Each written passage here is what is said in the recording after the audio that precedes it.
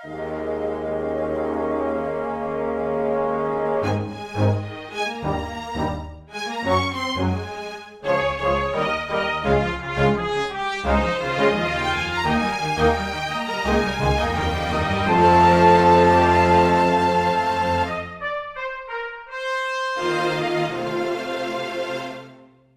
everyone. Welcome to Weekly Manga Recap. It's the 13th of... What month is it? July. It's July. Have you felt the year go by slowly? Or are you just not like the month of July? Not particularly. You know, it starts off on... Because this is where it's hot in Florida. Yeah, that's right. It's I don't like going outside in general, but in particular when it's July. It's like perpetually humid and it never rains. So that makes sense. This all adds up. Mm-hmm. I have no issues with July, as it is a month where there is a holiday at the start and then nothing in the middle. But this is where we get the most sunlight in the evening, which is what I am very excited about. Look at this. Nick, we were recording at 8 p.m. and the sun shines right behind me. It's beautiful. If I wanted right now, I could go out. I could play some touch football with my kids, my chums, my boys, my gang, your homies, my homies. I could go out. We could do oh god, what was the game called? Where you threw a football in the air and you just shouted a number and whoever caught it got that number. Yeah. But you could just shout bankrupt. And people would still be like, got you. I said bankrupt. Yeah. And you're like, well, this game sucks. This is all arbitrary. You just pick who basically gets what. Yeah, because you could call it after they catch it. Yeah. Yeah. It's like bullshit. So I do remember that there were the ones playing that and someone just kept on calling bankrupt. And it was just like, you can't do this. You can't just keep on doing it. Although you mentioning touch football reminds me when I was in college, there was this dorm of guys that I'd hang out with, and I went to University of Florida for college, and it was during valedictorian, if I recall. Yeah, that's right. 7 degrees. And president of the football academy. Won 3 Nobel Prizes. Tim Tebow, I believe, threw the game-winning touchdown in your state championship game. Yep. So many accolades I could just stick on to this. You were with Simone Biles in the gymnastics Olympian team. Yeah, it was a very interesting situation considering she was like 4 years old at the time. However young. She was a savant, Nick. You were honored to be her understudy. Oh, absolutely. She was like, she was just like, do a cartwheel. Out of my way, bozo. Let me show you how it's done. And then she did it. She knocked that pommel horse right over. And then she won another gold medal. It was great. The point I was trying to make was the only reason it's important that I went to the University of Florida was that, yes, you mentioned Tim Tebow, which, you know, at the time, the Florida Gators were a very good, had a very good football team. So the entire school was very passionate about supporting the football team and getting into football and stuff. So this floor of nerds that I hung out with at one point decided, hey, we should like play some football and stuff. And so we were playing and stuff. And eventually it was like, you know, I really don't feel like it's good like that we're playing touch football. Let's play tackle football. And none of us had any pads or helmets. God. But we were, you know, invincible 18-year-olds, so we didn't care. I very deliberately was like, hey, give me the ball because I just want to feel what it's like to get tackled. And you know, I was high on adrenaline, so I didn't really mind. There were at least three relatively severe injuries that happened. There was one. It was unfortunate that I wasn't tackled. Instead, they decided to tombstone pile driver me, which felt excessive. That's a lot of prep work. I'm clearly done. You can call the ball dead. I'm not progressing anymore. By the time you flipped me upside down. On reflection, one of the guys probably got the worst of it, which was that he may have been concussed. It was never confirmed, but I do recall hearing later that he like woke up, threw up, and then went back to sleep, which is great. That's the worst thing for a concussion.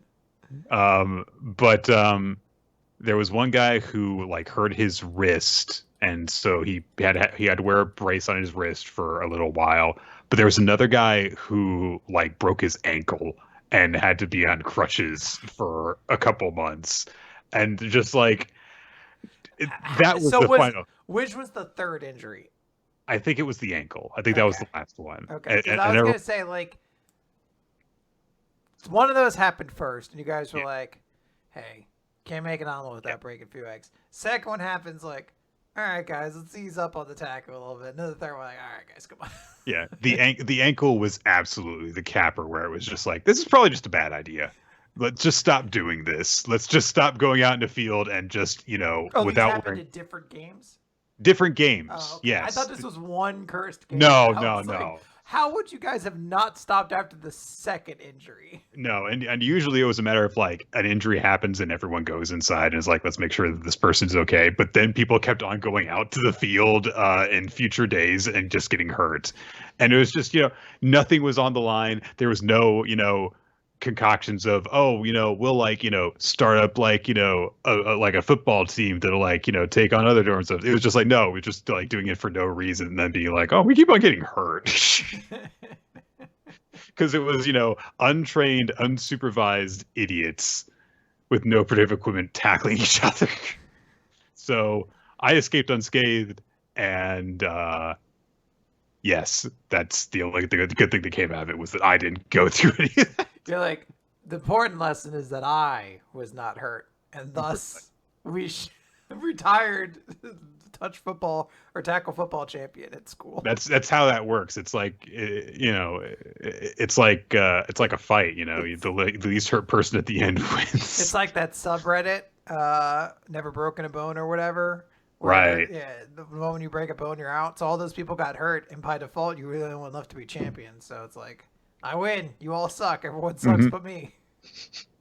I'm also very amused at the idea of a 4-person tackle football league where it's just like, I mean, why would just one dude's like, I'm just going to fucking go after the quarterback every time. Pretty much. Oh, so yeah, that's my story. There you go. Well, I believe it is time for us to talk about manga, Nick. And we do not have My Hero Academia. No, we do not. So we will start where That's everyone right. wants to start with Undead Unluck number 118. Define. Or Deafen. If you like to pronounce it wrong. Yeah. Yes. Defin. Delphi. Delphi, yes. Everyone's favorite hub world in the Mario franchise. So, Delphi Plaza. Isn't it Delfino? I didn't play it. All right, I'm not a nerd. I'm just exposing Quinn. You didn't play Super Mario Sunshine. I've played demos of it, never the full game. Oh, come on. I know. I'm a bad person. I just tried to act like I was cool. I'm sorry. So we open. I've never played Super Mario Sunshine. It's okay, buddy. I haven't played a Mario, like a mainline Mario game since 64, I don't think. Because I didn't play Galaxy. Yeah. And I didn't play Odyssey. I'll get to them maybe at some point. Who knows? Okay. We open Undead Unluck with a Mario tangent. And then we actually talk about the chapter where Ruin and Seal are basically staring up at our protagonists. Who are like, you're not supposed to be alive. I'm going to kill you for real this time, I guess. It's only for some reason seeing Seal from the back that makes me realize just how stupid their design is. It does. I don't know why. It's the two around the waist that make it look like they're wearing like a fucking seal thong, which is not what they are doing, but for some reason it's like, that looks like a dumb design coming out of like... It'd be uncomfortable. Every time you moved, your legs, you would just have these two long strips of... Oh, God, it'd be so annoying. Yeah. Maybe that's why they are so angry all the time. Yeah. Yeah, it would make sense. God made them that way. Don't God forget. sucks. Clip it. I want you to clip this and send it to every newspaper you find. God sucks. This is All just it. the all the different bad things that God has done to the negators and everything. And it's oh yeah, but you gotta put up there near the top of the list. Put those paper sheets between Seal's butt cheeks. It's worth noting you don't go up the butt cheeks. This isn't Eden Zero, all right? There's no space to go. It just happens to be there. Oh, it'd be more understandable that way. You could just be like, oh yeah, God just likes cheesecake. Yeah, Like, no, God that's loves... designed to be uncomfortable. Why That's do you it. think he gave him butts that's so desirable? It's because he likes them. That's what he's into, you know? It makes sense. Yeah. Yeah. Anyway, Tatiana flies off. She explains, hey, Ark's room is underneath the unbreakable gate. Those guys are trying to cross it, break Ark, and prevent the loop. But Phil and I are going to hold him off because Phil is an important character. Never forget it. It's very clear we established that here. You guys wait for your opening and go. And Andy's like, no. Or Fuko's actually like, no, we're going to go get him with you. And she's like, no. You guys cannot get hurt. You guys have to go through the loop. And so it's my duty as your friend to send you off without a scratch. And she activates her untouchable area, specifically, focuses it, goes and says, all right, let's go. Just keep blasting them. Ruin basically just starts spraying blood, like non-stop blood. And he says, like, yeah, I'm kind of unstoppable like this pretty much. Andy's like, hey, you're at a disadvantage here right now. We're going to join the fight. She's like, no, you guys can't. You're right that protecting Fuko is a top priority, but did you forget that guy killed Fuko in under a second? So please, like, let us help, Tatiana's like, all right, fine. So in that moment, Seal turns into a cloud, which is a sentence you could just say in this sort of series. Yeah. And fucking flies by. And they're like, shit, that's not good at all.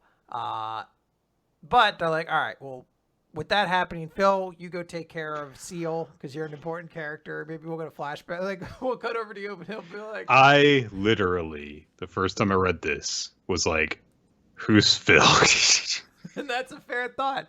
A character who we know almost nothing about, except that his power is unfeel. And that's it. And Right. He seems to be a puppet boy. He's been around for a very long time. What, chapter, like, 18? Something like that? I think it might even be before 18. So, about 100 chapters, and that character has never had a significant line of dialogue.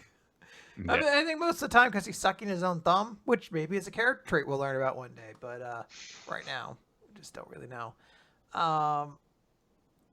Andy's like, all right, it's 3-on-1 right now. We'll use those odds. And fucking Ruin just shows up and is like, nah, actually it's 3-on-3. And about to be 2-on-3. Sprays all of his blood. Andy dodges. But the blood wraps around Tatiana. And he just says, she's going to suffocate. I plugged up her air hole. That the way she's able to eat food, I just did it. However, it looks like she's clever. She's holding her breath as soon as it happens. So if she had been a few seconds too late, I would have just filled her up with blood and she would have exploded. So, but, it's inevitable. She's about to suffocate and die. He explains, yes, blood, shadow, and I are of one body, one mind. Neither will die unless I die. So I guess he has UMA blood and UMA shadow helping him out here. Andy goes to start fighting.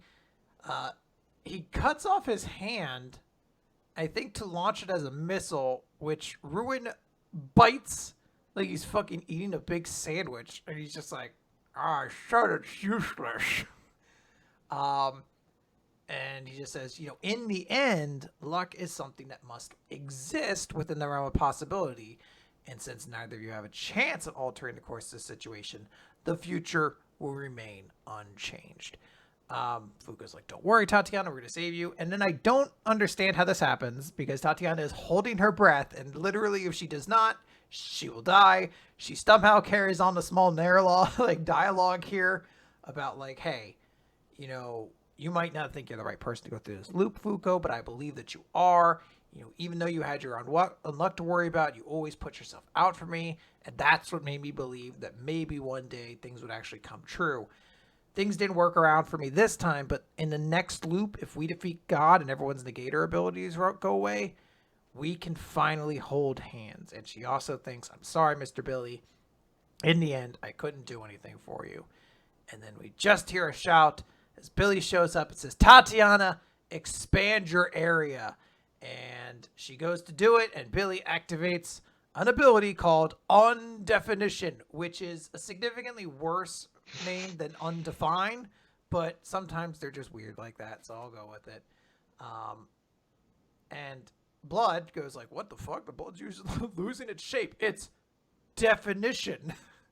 They're like, yeah, well, I guess he didn't shout it. I guess that's for us, the readers, to see Undefinition. And he just says, haven't I told you a million times to keep your sphere closed tight? And then he just announces, looks like you've been picking on my little girl a little bit. Unruin, you're about to experience an unspeakable level of humiliation, courtesy of yours truly. Otherwise, it would be unfair now, wouldn't it? And Billy has showed up to save the day with his 6 shooters. It's really cool. It's a nice return to the good guys for Billy. He's back in his old outfit with his sunglasses and stuff. Also seems healed. Like he doesn't have the giant facial scar anymore. Yeah. Because he returned to the side of the light? I don't know. I have no idea. I was really like clenching during this chapter because we've seen so many characters die in rapid succession recently. And I know that the point, of course, is that like, oh, well, you know, they can get everyone back if they just go through the loop. But even so, it's like, I don't want to fucking just see Tatiana die in a horrible fashion. Don't do that. It's like having to watch the bad run of Mass Effect 2 before you could do the real version. Like, don't worry, the next thing, it's fine. You're like, yeah, but I don't want to watch Grunt get fucking carried off by fucking spore clouds. Like, I like these characters. I've seen enough of them die. It's weird because at the same time, you will also acknowledge, like, this loop in this timeline is going to end and all these characters will die ultimately, kind of. So it's kind of just a reprieve, but you'd like to hope that death can happen off screen being suggested and not directly watch Tatiana get exploded. Absolutely. The absolute horrible gruesomeness that he just so casually describes could await her too.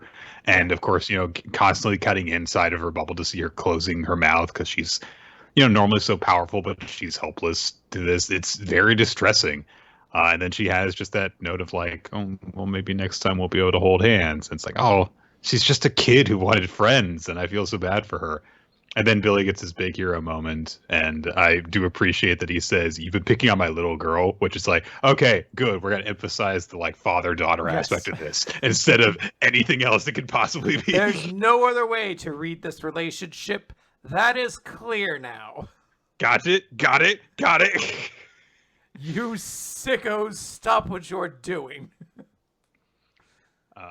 Yeah, so we'll see how this turns out, but it was definitely like a really tense situation, and then you get the big moment of relief. So a very satisfying read overall. Yes, very cool. I know some people are like, oh, is that what Billy's ability is? Undefinition? I doubt it. I think Undefinition is another thing just loaded into a 6-shooter. Yeah. If at this point, if his ability is not unfair, then I'm going to be annoyed that he keeps saying it this goddamn much. Absolutely.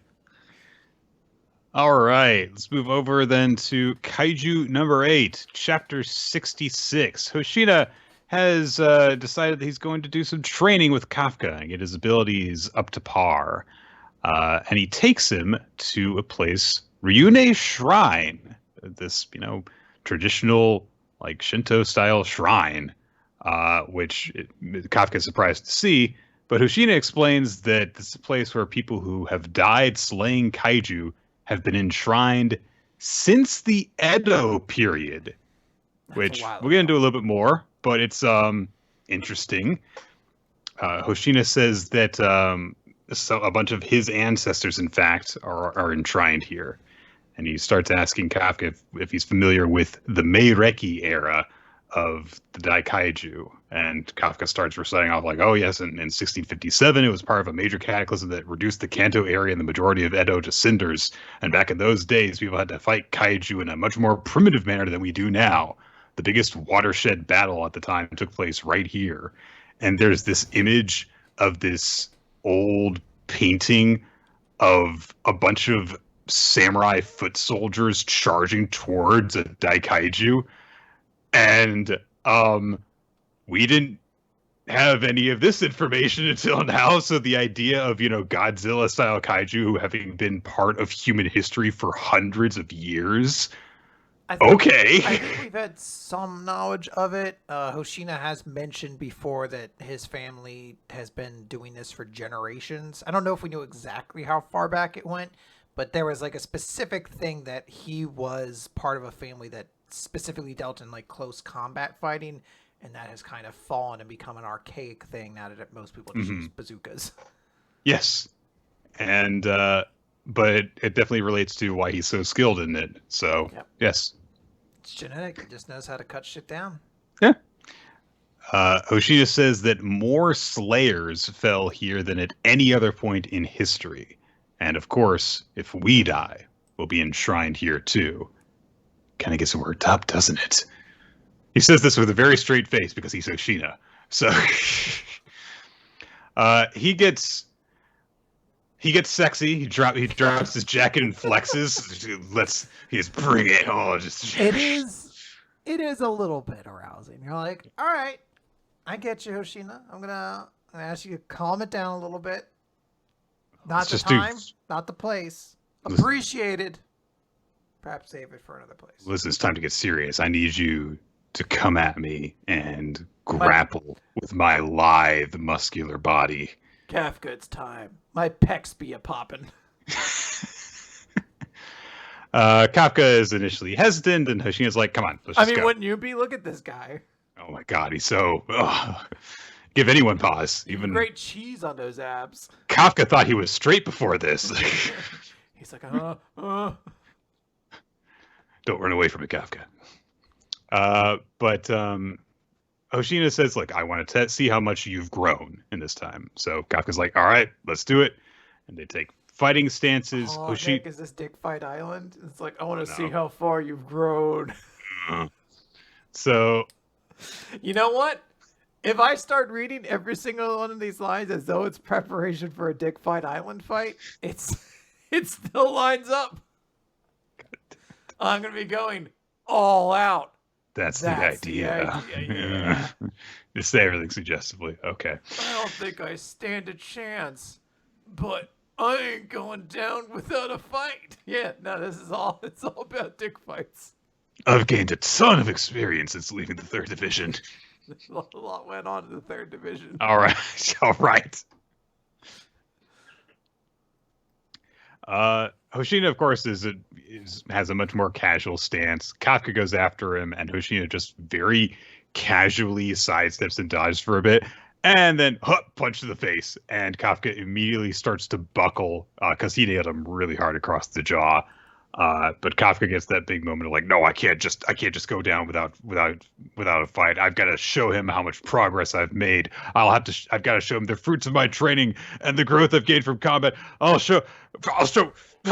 He just keeps getting punched as he's trying to hold on to that one thought over and over again until Hoshina elbows him square across the jaw, knocks him back, and Kafka realizes it's not working. I guess I really can't do anything without transforming after all. And just as he's having that thought, Hoshina looks at Kafka and says, "You've gotten stronger." And he just says, like, look, your physique is stronger, your moves are crisper. It's clear that you have been working hard every single day. And it seems like you've been working hard here in Ariake too.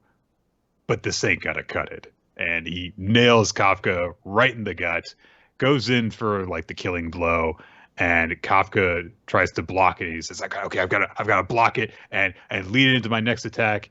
And Hoshina catches him off guard by like just lightly tapping his block, and he says, "It's the same as back then.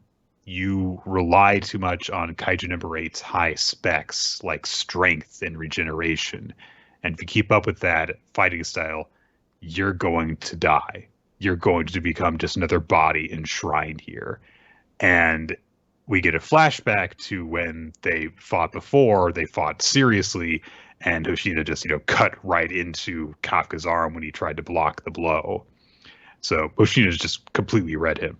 And he punches Kafka in the gut again, in a move that Kafka recognizes as reminiscent of Director General Isao's attacks. And Kafka stumbles over and falls on his ass. And Hoshina says this is squadron-style combat technique. Hand-to-hand martial arts based on long-standing kaiju-slaying combat maneuvers, the same style perfected by Isao Shinomiya. There'd be no point to you learning how to fight using weapons because you can't unleash the combat power of your equipment. So I'll drill this technique into you. Until you're good and ready. We can't avoid your transforming, but I'll make it a point so that you enhance your human combat abilities and limit the time you need to spend in your kaiju form. As long as we live in this country, our battle with kaiju cataclysms will continue. Number 9 isn't the only kaiju, and you're going to have to fight for your future and be tough enough to survive beyond this battle. So you can try and steal my place by Captain Ashiro's side. So yeah. And Kafka gets a bit worked up. He starts to kind of tear up, and he says, "Yes, sir."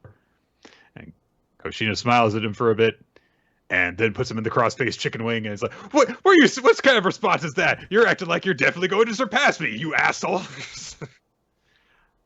So it gets lighthearted again immediately after that, but then Hoshina says that they need to turn in for the night, and Kafka's like, "All right, yeah. I've lost track of myself because I was thinking purely about being needed as Kaiju number 8, and I forgot what's really important. I need to level up too." And they leave the shrine, and as Kafka turns and he bows towards the gate, he sees a spectral vision of this semi-demonic looking samurai. But just as he's asking like who it is, there's this snap of static, and then Hoshina calls for his attention, and it's like, "Hey, come on, let's go." And Kafka leaves and is just wondering what the hell he just saw. And that's our chapter. That it is. It's a good chapter. Yeah. I really do love them building this relationship between Kafka and Hoshina. It makes me constantly worried about Hoshina. Yeah. This is the role of the character who dies to motivate the hero at some point. But I truly do really enjoy his time in the story and them building this relationship between them. It ends up working out to be really good stuff. Yeah.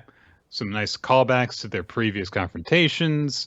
Just some very straightforward advice by Hoshina. And, it's like tying into his backstory, giving it a real sense of, there's all this lore behind it, this in-universe history that makes it seem much more important. His legacies seem very important. And I do love that he ties it all together by saying, it's like, look, if you just keep on the path that you're on, you're just going to be another person that we remember as being brave and dying in battle. You need to survive this and build towards the future. And it's nice to have that as well. Yeah, absolutely. There is also cool samurai. Yeah, that is very cool. I'm very curious to see what that little detail is. There is technically a spy family. It's just an illustration, though. It's an illustration. It's very pretty. It's very cute. All the kids being like archaeologists, basically, and they're like rangers, like forest rangers. Maybe it's hard to tell. They do have sashes like they're scouts, kind of. Or something. Yeah, maybe. And also, Damien has a flag, and he's trying very hard to pretend he's not having a good time. Yeah. So. And he's doing a good job, but who are you really trying to convince? Us or you? Yeah. I will also note before we move on to Akane-banashi, we still do not have any Zero. Nope. I don't know. Eventually, I'm just going to stop doing this little update, and we'll just let you know when we have any Zero. However, I will note I have been following the spoilers. Some really, really dumb stuff is happening. So when that chapter finally comes out, I'm going to have to like blast through so much nonsense. Like Yeah, they've already ended the fights we were in, and we've had of another course. gigantic revelation since then. I think I've, we've missed 2 chapters. So maybe yeah, 3. I've got a couple of chapters that I actually need to go back and read because I've just haven't been bothering to keep up with it since we've had this problem. But yeah, Yeah. so So hopefully this will get resolved sometime soon. I don't know. There's still currently no ETA, and I think this is the last time I'm going to bring it up until it actually just comes back. mhm. But I want to note to everybody, I am paying attention to it.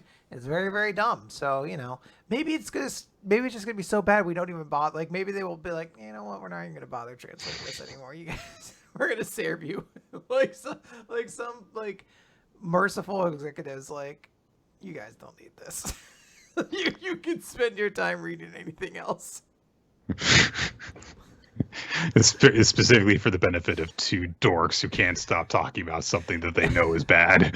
Every time a new chapter comes out, it's just a link to like Chainsaw Man or something else that's slightly like a Fujimoto one shot. Like, read this instead. It'll make you think about things. Yeah. It's just a link to like a War and Peace PDF. Like, why don't you educate yourself? Or just a picture of a butt. They're like, that's what you're here for, right? Yeah, you're in and you're out. Look how much more free time you have in your day. There's just a note that it comes up with like, hey, have you ever thought about like, just like, are you drinking enough water? Like you really got to make sure. It's like, no, not a sugary drink, specifically water. You got to make sure you're staying hydrated. Unclench your jaw. Your jaw's probably clenched a little too frequently. All right. Anyway, back to the book. Akane-banashi, chapter 21, Hikaru's Rakugo. Of course, last time we got to see the modern take on Rakugo, and now we see that Hikaru has her own style. So there's obviously a lot of like hubbubaloo about Hikaru's performance. We are aware, of course, that she's got some fans from outside. The reporter girl is very excited to see her perform, which wasn't she here yesterday? Didn't she see it then? But whatever. But there are also a bunch of people in the audience who are saying, "It's like, who is this person? She's some sort of voice actor, whatever." She's like they're upset because she's an outsider and just like she's not even someone who does Rakugo, which like it's an amateur contest, so okay, dude, why didn't you enter? Like, fuck you. So. The one judge that we've been introduced to before, who is kind of skeezy looking, but I haven't quite memorized his name yet. He notes to himself, perhaps beauty isn't always desirable because nobody who's watching her, whether they view her positively or negatively, are bothering to take her performance seriously. They are just judging her on her looks. And the audience's attention is very important to have a good performance. So Hikaru just immediately goes into her performance. She skips over the preamble. She doesn't do an introduction. She doesn't do any dialogue to engage with anyone. She just jumps into the performance of it. And the judge notes, like, yeah, there were a lot of actors who were entered into this contest, and she's the only one who made it. And he knows to himself, she's got guts, especially because she's doing this story. She is performing Shibahama, which is the story that Akane's dad performed the day that he got kicked out of the school. And, obviously Hikaru's going through it, and yeah, this makes sense why previously Kuragi noted that, this is going to be something that Akane is going to have to deal with, immediately following. Yeah, it's probably a moment of great trauma for her that happened. So, so they kind of reflect on this, like, why did it have to be that story that she's performing? Hikaru's performance itself, like, there is a lot of attention that is paid to her word bubbles, which is a nice note. Like, obviously, all the different performers we see, in order to mark a difference between them, we see like, oh, this is done differently than this one. They're putting on a different voice. But her word bubbles as she's going through the dialogue are incredibly pronounced and like demand your attention because her specialty is just performance. She's just a good dramatic actor. And as she's going through this story, this heartwarming story, she gets to a moment where, the wife confesses to her husband that she has kept a secret from him, and she literally cries while she's delivering a heartfelt line. And as people are watching this and analyzing this, they're like, "Oh man, she's really fleshed out this character with her performance. This actorly approach to the material makes it theatrical Rakugo." And I don't know where exactly this explosion is coming from that is emphasizing her. Someone's like, "Oh my god, that stage light just exploded. Watch out, man." Also, I think her hand looks a little bit weird in it. Like it looks like her hand is backwards, honestly. So You got it. Work. She's DJing. They're both DJs. That's the interesting thing about Akane's rivals this time. They're both DJing, like just different ways. how does she hold her hand like that? Is like so? Yeah, now that you say it. Is it backwards? Is she doing No. that? Well, hold on. No, Because that's the left hand, but it's her right hand. yeah. I guess like that. I don't know. Fucking Rakugo, Nick. that doesn't have to make sense. She's a finger contortionist, is the secret. Yes. So, we get a flashback from the perspective of Hikaru's manager. And he just, tried to say like, hey, I think it would be a tough choice for you to perform Rakugo at this time. But he was just like, yeah, but I'm going to compete in the cup. And he's like, but you've got all these projects already under your belt. And she said, yes, but all the fame that I have is because of the story I was participating in. No one cares about me or my skill. I want to test my own ability. I'm sorry. Back to the hand. I think that's supposed to be her pinky on the outside and her I thumb think on the it is. inside. It just looks like that's a separate finger. So if we do essentially, so maybe it's just a shadow that makes it look like she's cupping. Okay, that makes sense. Yeah. Okay, so that's what she's doing, and then there's a shadow that makes it look like her thumb. Yeah, exactly. All right, we've cracked the code. Good job, Quinn. That was very important that we established that. Chapter done. All right, let's move on to Blue done Box. On 14. Fuck its area, I guess. So Hikaru says that nobody cares about her own skill in terms of why she's famous now or has any fame now. She's like, I want people to test my own ability. I want people to see me as Hikaru Kuragi, the actor. And her manager's a good manager. He's like, look, I want her to, I believe in her ability and I understand why she wants to be respected. But I don't know about this. This is a very different art form. It's not like just you're performing the lines of one character. You've got to do the entire thing. You've got to set the entire performance yourself. I don't know. That's a lot of work. But then he saw her performing while she was by herself in a room. And she gets to a point where like her real accent comes out and she gets really frustrated with herself because she has slipped up. And she just gives herself this big affirmation like, okay, come on. I'm a Tokyo woman. I ain't one to blow a fuse. And so she's, gathers herself and she says, I'm loads better than this. I can do this. And she gets back on it. And her manager realizes I wasn't seeing who she was. Her true weapon is not her looks. It's not her acting ability. It's the way she throws herself at her goal with reckless abandon. Her hustle and grind. And we get this cool shot of Hikaru with the spotlight shining on her as she finishes her performance, and everyone's like, "Oh my God, she's so good!" And her manager is very confident she's going to win. So cool stuff. Yes, I'm going to make a prediction. This is going to go very poorly next chapter. I think the reason why they said it was really, really bad that she's doing this story for Akane is because we already seen the mask slip a little bit with Arakawa when he was just like, I don't really like this. I think this is going to set him off a little bit more. So he's going to go into Akane's performance just angry because we know he has a deep, deep respect for how this story is told. And this doesn't seem terribly far away from what Akane's father did in his version of it. He placed a lot of emphasis on the performance and the characters and things like that.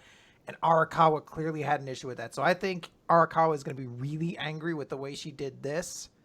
Maybe he won't just be like, you stupid idiot, that's how it's done.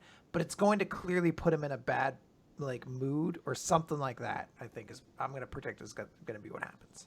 I like that. I think that is a very interesting prediction. Because otherwise, what would be the issue with her? Like, it is, I think it's actually a great choice narratively for her to do this story because it is. Sure. It's got to be so infuriating for Akane to be like, not infuriating, like, fuck you, but just like, why does it have to be this story? Like, because of that significance.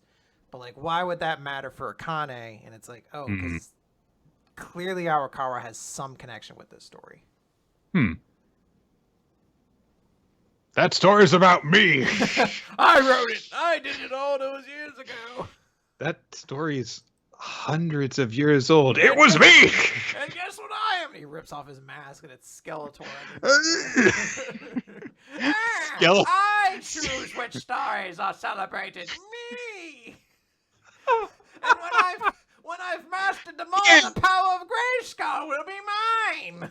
Yes. They see you as an interesting Rakugo, but you forgot the most important element. It had nothing to do with that asshole He-Man. Your Rakugo. Root of this great Japanese storytelling form from hundreds of years ago. Your Rakugo would be good, but perhaps you should add more accessories to your person so you'll sell better as a toy.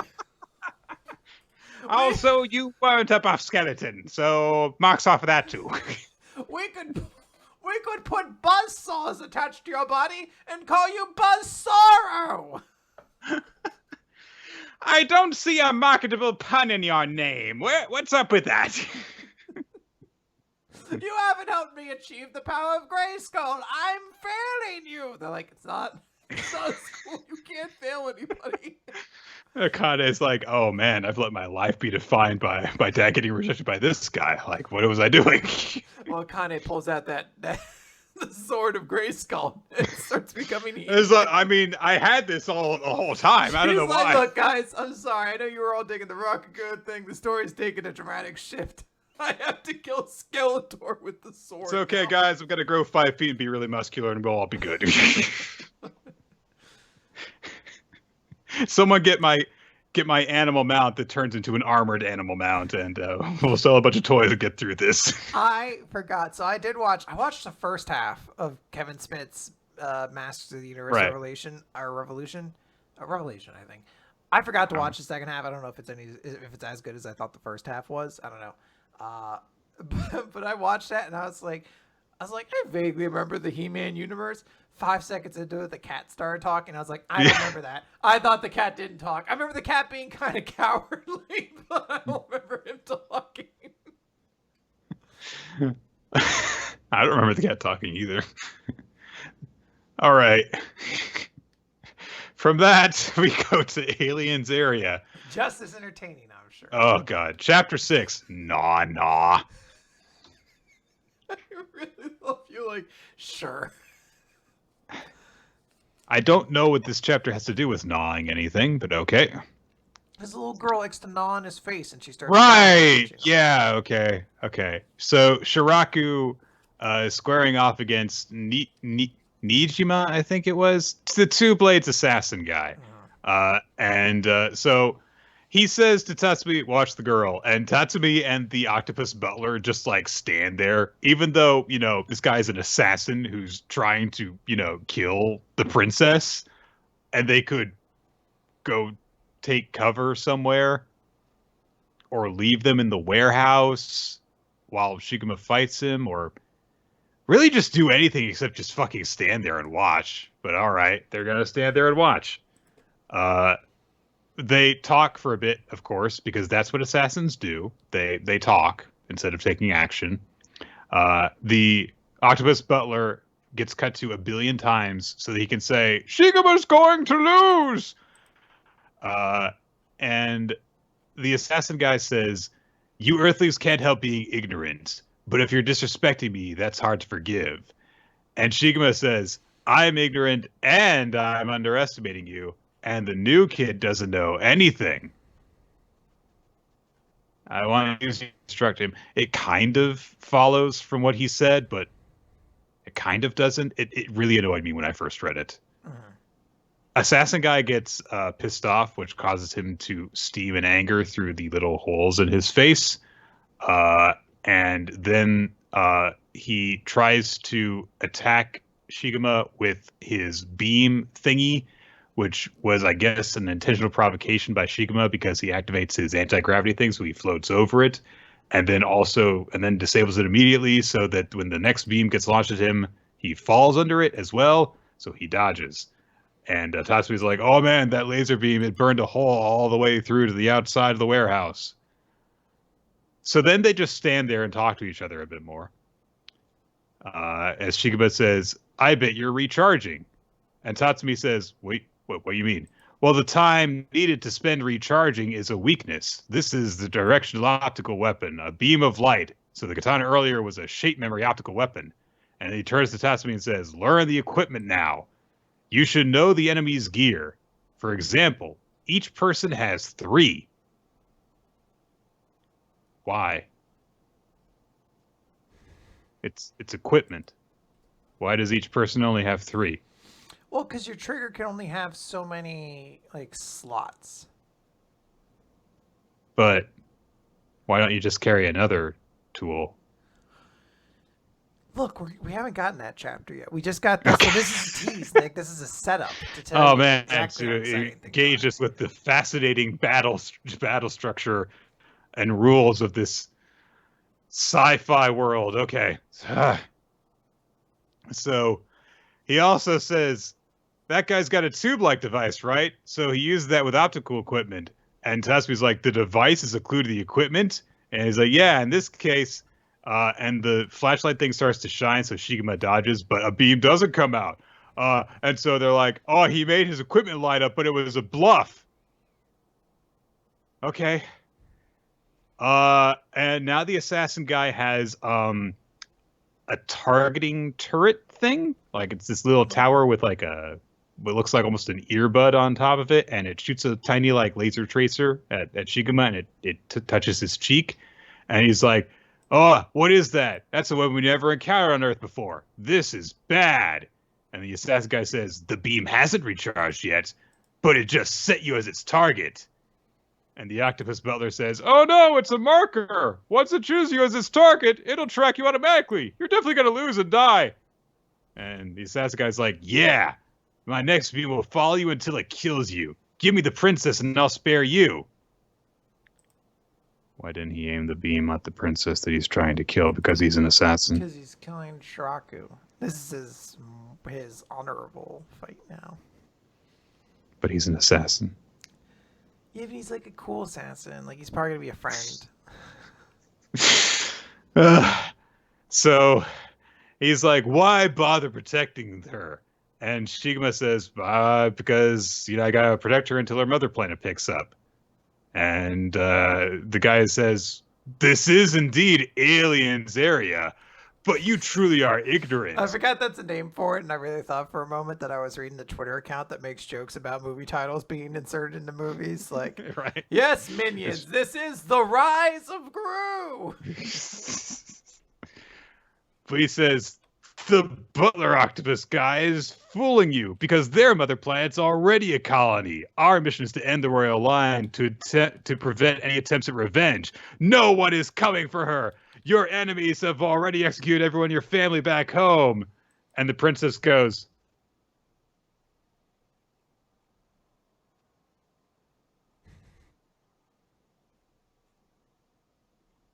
she just makes faces. Well, she does what she needs to, she's getting... They gave her a translator chip for a fucking reason. Anyway, she goes up on top of Tatsumi's head and starts chewing on his scalp while she cries, because this is also what she does while she's upset. Shigma tells Tatsumi to watch the girl. The octopus was like, "You're gonna lose!" And Shiraku goes, "Don't worry, I won't die." And he activates equipment two of his 3 equipments, which all people have. Only 3 equipments, I guess. I will say this. This was the worst chapter of this series so far. I will not say this is the worst chapter. I still think this series is not okay. I'm willing to give it the benefit of the doubt.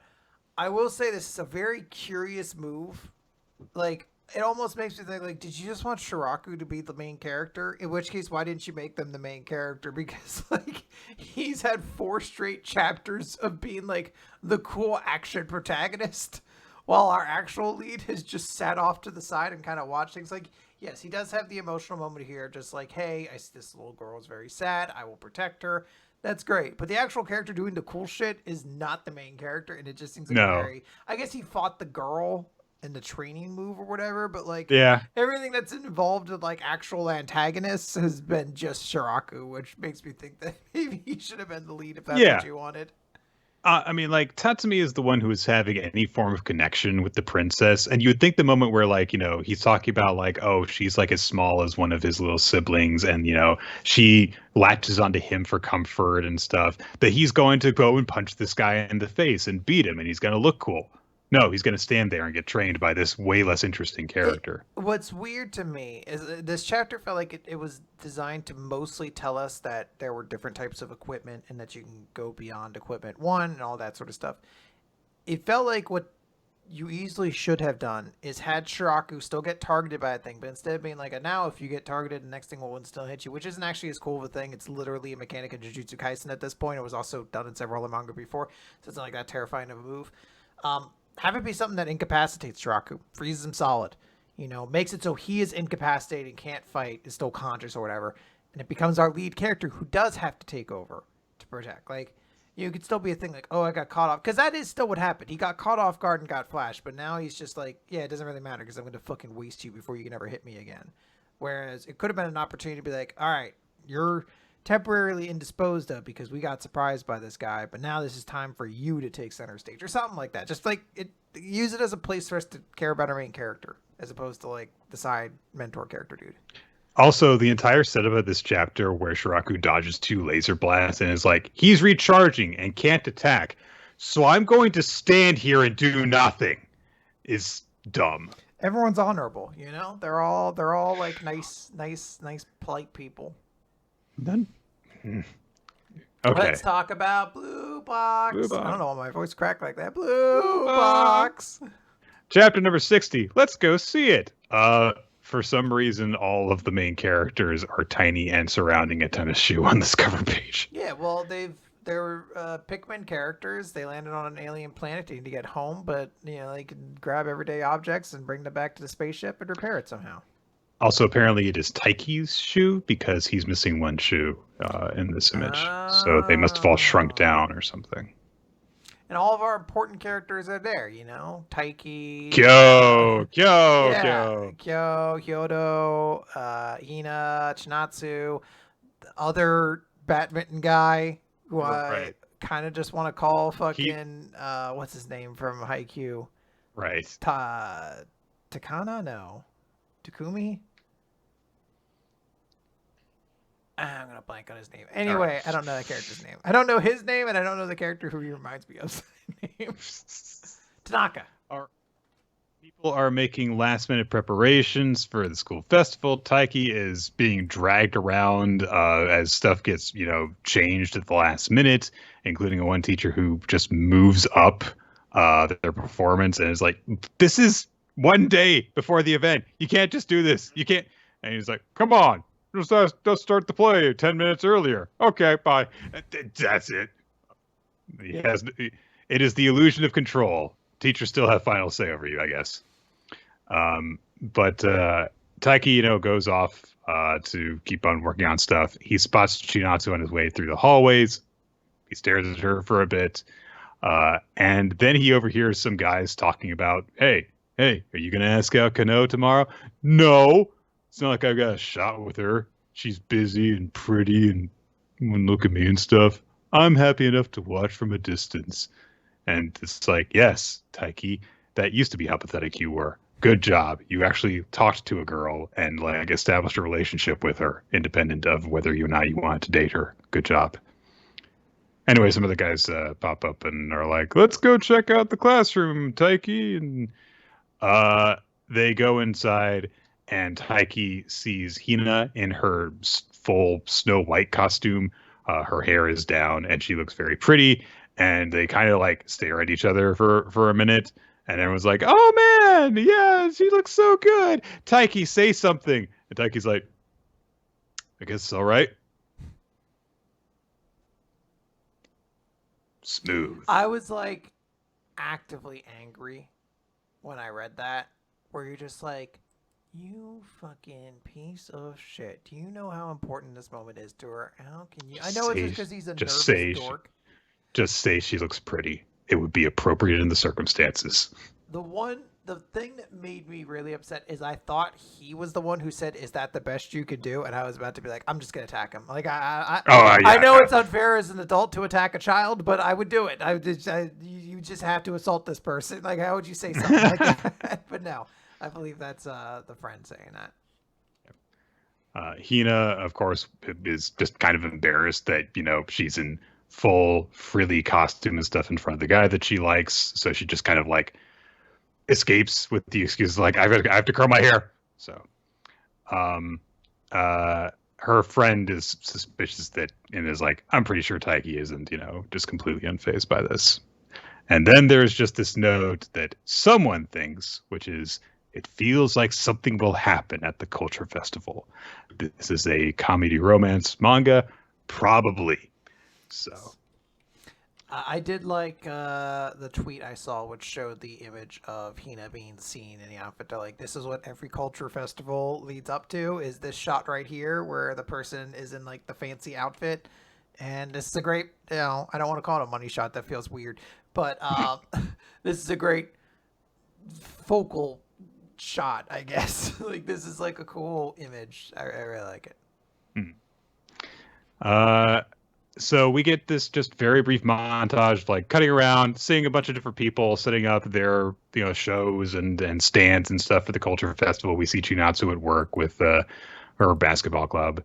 And then we cut to Taiki's home the morning of the festival, and his mom sees him going out in gym clothes, and she's like, "Why don't you have the festival today? What are you doing?" And he says, "Yeah, we can't use the gym during the festival, so I'm going to go out for a run."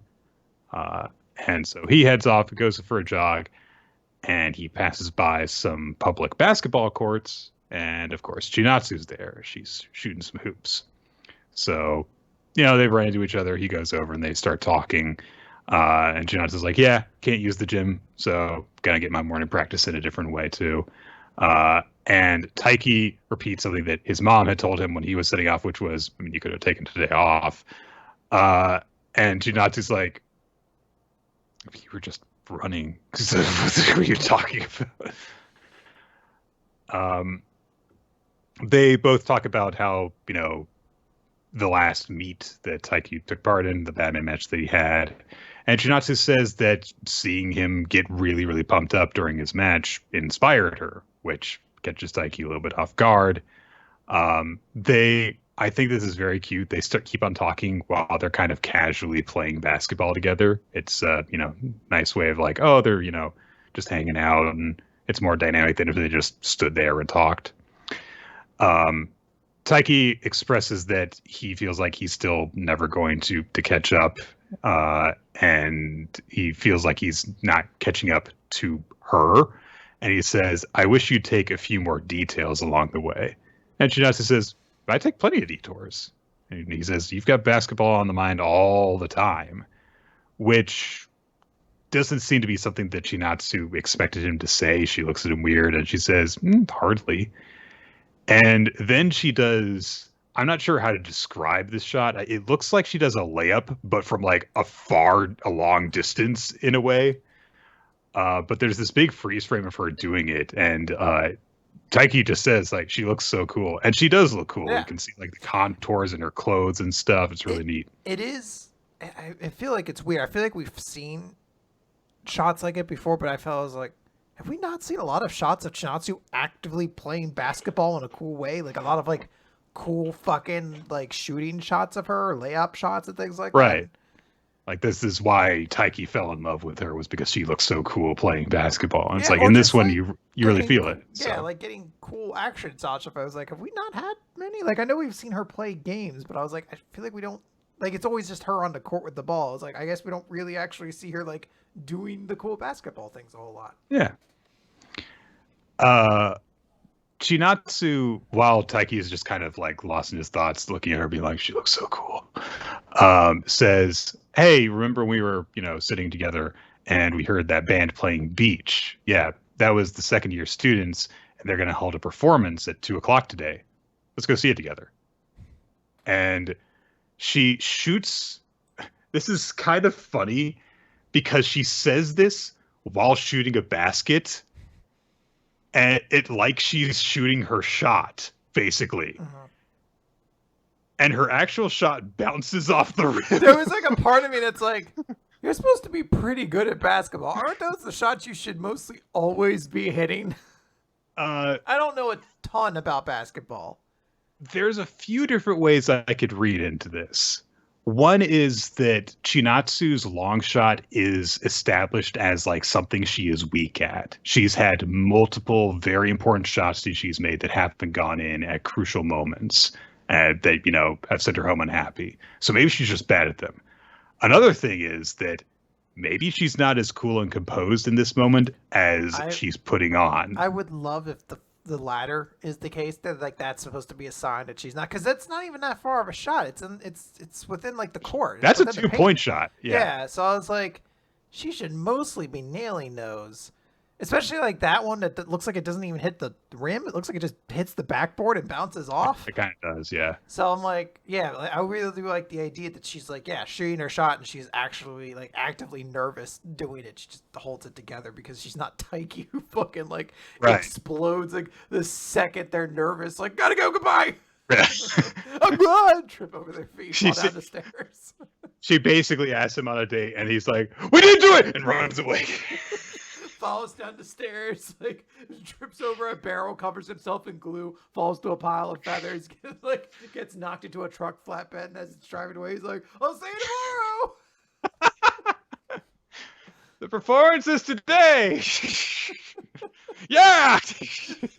The truck drives over a bridge, and the bridge glow goes up. You're like, he's not making it back in time for that show.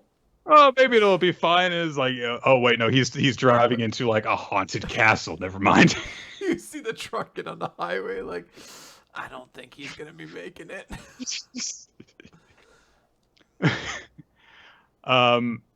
I think that honestly, Chinatsu's follow-up is probably even more revealing, because she says before Taiki can actually respond, "Oh, unless you're busy." Like, it's one of those, like, asking someone on a date, "Oh, unless you're busy," giving them an immediate out because you're not confident. So, yeah, I do like this idea that Chinatsu is, nervous, but yeah, like you said, just isn't Taiki. So she seems calm all the time. She has to get going, so she's like, "Yeah, I'll see you at 2:00." And Taiki's like, "Okay."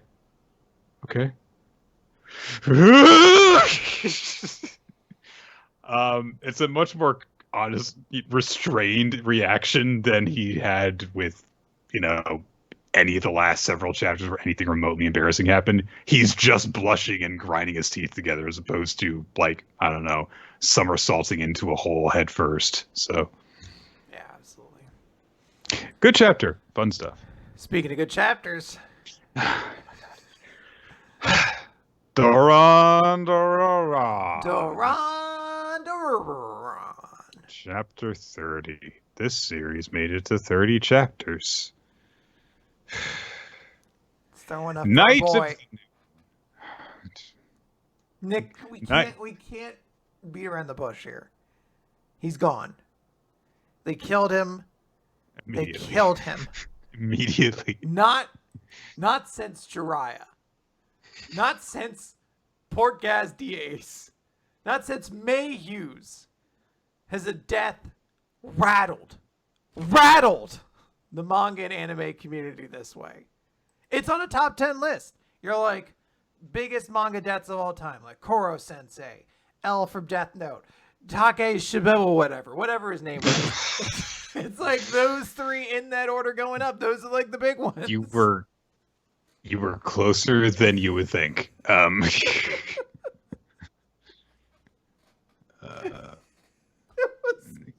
sorry. Kibatatake. That was it. Kitaba-take.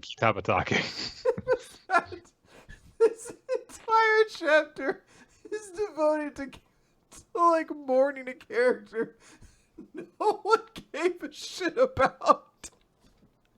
There are people like visiting a memorial, like the Vietnam War memorial, like bowing in front of it because of their fallen comrade. And it's like, all right, I barely knew who that guy was. And out of the 6 of you mourning him, I only know who 2 of you are. Yeah, I was gonna say, like, I don't know. I don't care that any of you are sad. Like everyone's there to kind of state different things. Like, we gotta do him justice. Yeah, we've got this. I'm gonna surpass him. That's the only way to make him proud. I'm like, everyone's like kind of trying to like emphasize his personality. And I'm just like, I don't remember anything about this dude except he was like John Cena. He's like, never give up. That's it. Like, at least Uji says, like, I'm going to surpass him. You know, he still kind of frames it around himself when it's like, okay, at least you show a flash of personality. But even like Tao is just like, yeah, we got this. Yeah, sure. It's what happens when you make a person's entire personality is kind of weird and likes the main character and nothing else. Like, God. She's supposed to be. She is literally nicknamed the Berserker. Yeah, and she should be getting angry. She has an entirely calm reaction. Like, she should be splitting the tombstone in half and just being like, "I'll fucking kill every goddamn dude." Like, just like go. What a metal reaction that would be to someone dying. Like, you get so angry, you break the memorial to dedicated for them. How hardcore would that be? Fucking kill every Mononoke I say. Just going hog wild. We'll make him proud. We got this. We'll do it. Let's go, team. On 3. Go, team. Whatever. Dora also gets the news along with Kusanagi, and his reaction is, "We've got to succeed, Kusanagi." And Kusanagi's reaction is, "Yeah." Like, what I love is like the start of it is Dora, and he's shook. Like, Kitaba-whatever? He's really, yes. And then it just it goes the same way every conflict in like Dora's life goes, where he's like, "Let's do this, Kusanagi," and Kusanagi's like, "Sure," and that's the end of it. Like, cool, let's just do it. We get a really long scene to demonstrate that the old master of the samurai is a good samurai, guys. Look, he chopped through a bunch of iron reinforced posts with his sword. He's really strong. Okay. Dora shows up and he's like, "How'd you do that, Mr. Sukahara? Can we do that too? Will you show us how to chop through standing targets that can't fight back?" It's the coolest technique I've ever seen. If our enemies stand completely still in a straight line, we'll kill them all at once. And Sukahara says, "Well, I'd be happy to show you, but that doesn't mean you'll be able to do it." And Dora and Kusanagi are like, "Huh?" And he says, "The best I can give you right now about how to get stronger is that you must utilize the power of the heart by focusing on who and what you're fighting for." Sensei, you sound drunk. Oh man, Sensei, I've never been focused on what I want to fight for. It's not like I establish it again and again every single chapter. Oh, well, if you guys both know, I'm sure you'll be super strong, because you have 2 hearts. Yes, they're special, we get it. See if like 3 people held a sword, though, they could be even stronger because they have 3 hearts. That's just I like wish what they that do. was like just the everyone crowding around Kusanagi. All right, then we'll all put our hands around him. I wish that was the bad guy power up. They just got 3 Mononoke that like hanging out with each other. Like 3 hearts are better than that. And he's like, what about 16 hearts? And every fucking character I've ever seen in this series puts like a pinky on the sword, just slashes it, cuts through the earth. Everyone just rips into the sun. Also, Genshio's still not there, despite the fact that it's specifically every character who's in this series. Last panel is her like buying a magazine as the world hurtles into the sun. Like, 10 days go by. I'm sure they train. By the way, definitely. People are like, whatever happened to her? I would like to note this. The rest of this chapter is revealing that every squad basically is inside this city. And we know she's part of one of the captain's squads, and we still don't see her.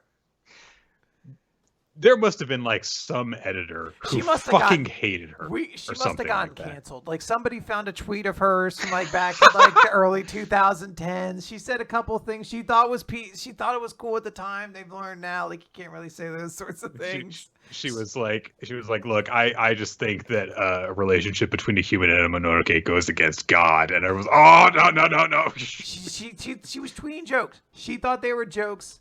She recognized that she's learned from it, but unfortunately, there are some ramifications that have come from it. They've taken away a couple things. Yeah, it's okay. She'll get a stand-up special by the end of the month. It'll be fine.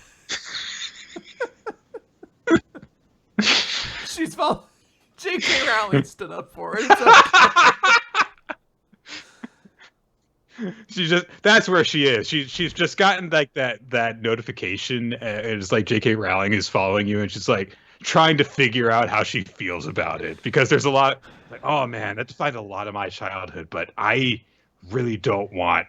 I don't want this to be my legacy. I really have. If I go down this hole, I go down this hole. Like I can't. If I do it, I go all in, and like maybe at a certain point, I did agree with some of the stuff, and this really make me. I need time off work. I need to figure out who I am and what I think about other people. They took her off this. What it says about my soul. They took her off this series, but she's in like a super Christian series now, and they really push like Chinchio from Doron Dororon uncanceled. Which is like, I don't know, like.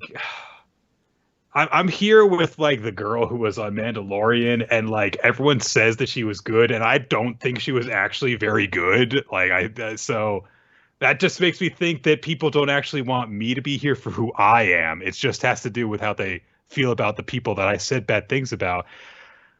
Oh, I'm going to hell. Like that's what's happening. Like and I'm going to have to just live with that, because all these people won't stop being nice to me for very horrible reasons, and that's bad.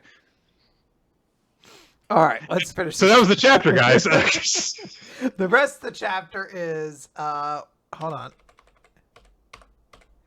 on. Gen Otsuka has also read the Shibuya arc from Jujutsu Kaisen like the rest of us. So he's just going to do it. He's just going to do the Shibuya arc. This is a big city surrounded by a big circle, and a bunch of shit gets in. We'll see what happens. Yeah, there was a barrier. They cut it down. A team really of samurai. Easily. Not since the fucking dudes in WandaVision who are like, we have to protect this place. And then like one dude runs away, and like 2 other people are like, oh, someone bumped into me. Yeah, fuck it, I'm done. And they also left. You're just like, this felt like there were some flaws in this ancient city's defense. Someone betrayed the samurai, I guess. No, one of the characters I loved. Oh. Which one is it, Nick? Is it A, Sleepy one, 2, Glasses one, 3, Bowl Cut one, 4, Girl, or the other 2 we know? All right, that's it. Goodbye. All right. I've got a puzzle for you, Quinn. Okay, I'm ready for it. I'm going to get this one. I think you will. I made this one a little too easy, honestly. Okay. Well, I've surprised myself with failure before, so. All right.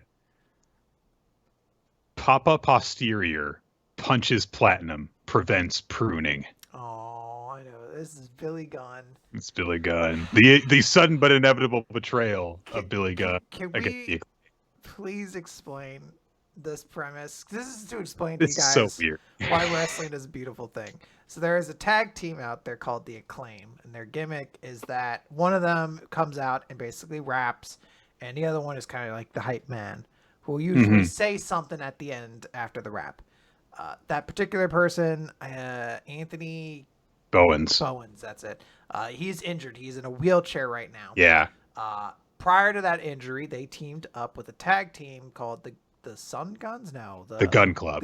The Gun Club, who have been nicknamed the Ass Boys because Yeah. their father was named Mr. Ass in WWE, so they call them. It was the Attitude Era. That's all you need to know. Yes. It was a dumb name, but it was the Attitude Era. Yes. So Billy Gunn comes down pushing Anthony Bowens in a wheelchair. Max Caster, the other half of the Acclaim, finishes his rap and passes it off to Anthony Bowens, who basically like corrects, because the other two try to like announce where they're from, but they get it wrong both times. And then Anthony Bowens does his little tag stinger. And then he has his little thing. He does like this for the Acclaimed, but then he like turns it up. And then he announces to Billy Gunn, and Billy Gunn starts doing this, and he's like, "Scissor me, daddy ass!" Completely unironically. And it is more magnificent than it has any right to be. It's so fun every time because they're just like so happy to be doing a stupid thing. And we only got it like 3 or 4 times, and then Daddy ass betrayed them. Unbelievably, when tensions arose between these two guys that he had managed for about a month and his own sons, he sided with his own sons and beat up the other guys.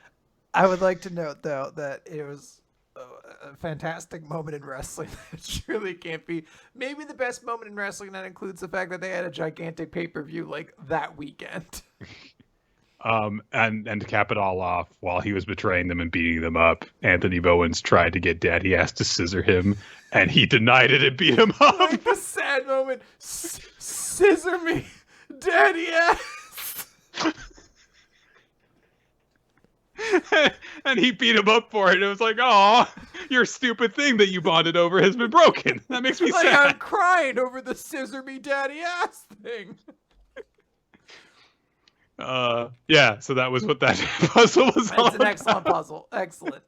10 out of 10. I had to strike while the iron was hot on that one. So, all right. PPPPP, Chapter 40, Entry. And we get a note on this one that this chapter was prepared with the cooperation of Senzoku Gakuen College of Music. So presumably a lot of the stuff that you see in this chapter as they're setting up the performance, like that is like the actual university that is being drawn.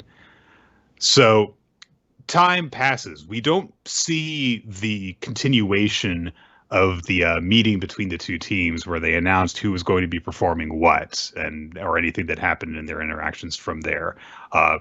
We just see a very, very brief montage of both teams preparing and performing for their performances. And then we catch up with Lucky, who is, finishing up at a class he's attending. And he says to himself, after having been talking to some people, that was the last person.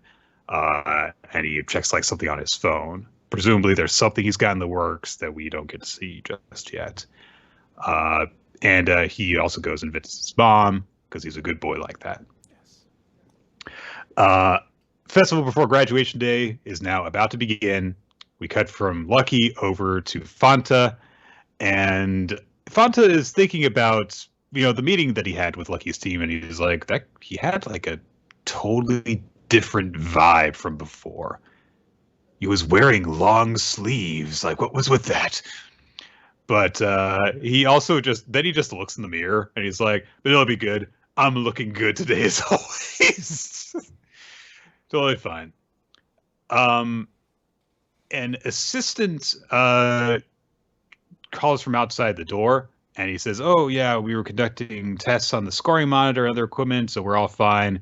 Fonta says, "Are you my new manager?" "Yeah, I'm Wolfa Shishida," which is an interesting name.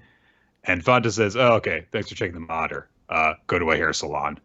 Which Wolfa's just like, "Okay, It's so fucking mean. Like, go get a it's so haircut." brutal. He's like, not even like, I'll pay for it. Just like, get your shit together. You're a fucking mess. I'm not letting you stand next to me.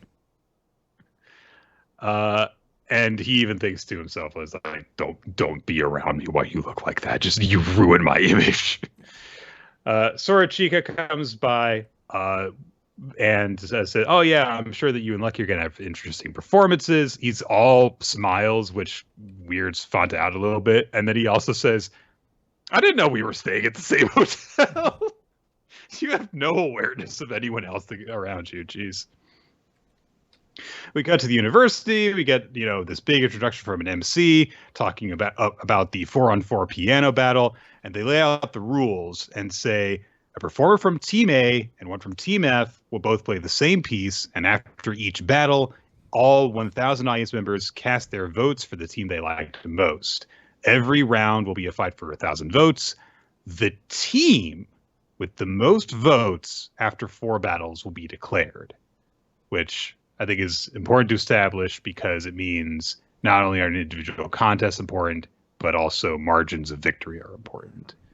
So there could be like 3 close battles that go in favor of Team F, and then if Team A gets a total sweep, then Team A wins. Yes. It's interesting. And we basically just see very small flashes before the big reveal of the different competitors who are all in their special performance competition outfits.